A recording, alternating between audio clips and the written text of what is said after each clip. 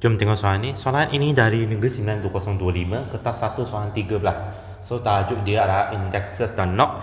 Ini dia suruh kami ungkapkan X dalam sebutan M. Okay. So kami salin balik persamaan dia. Okay.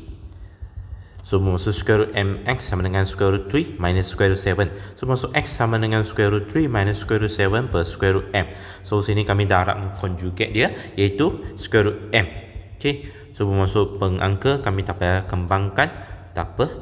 Okay. So penginput kami akan dapat m. B, m sama dengan a kuasa x, dia suruh kami tunjukkan tu. Okay. So m sama dengan a kuasa x, so kami tukarkan jadi bentuk log, iaitu log am sama dengan x. Okay.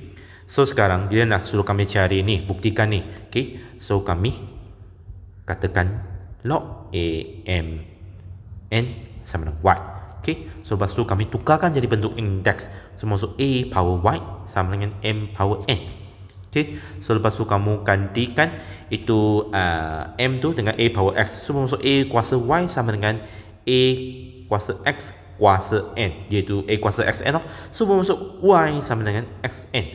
So y sama dengan itu n tu, itu x tu kamu gantikan dengan yang ni. So bermaksud y sama dengan n log am. Tapi y ni ialah yang ini kan.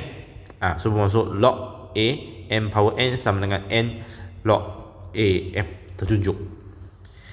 C, dia suruh kami cari nilai K. Ini adalah sebuah sudut ini segitiga bersudut dekat lah. So sini kamu guna Pythagoras. So bermaksud 1 square tambah 2 K per 2 minus 1. Sini kuasa 2 sama dengan 3 darab 2 K per 2 minus 1 sini square.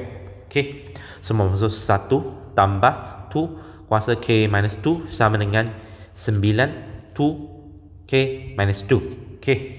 So bermaksud 8 2 K minus 2 sama dengan 1. So bermaksud 2 K minus 2 sama dengan 1 per 8. So 2 K minus 2 sama dengan 2 power negative 3. So K minus 2 equal to negative 3. So K equal to negative 1.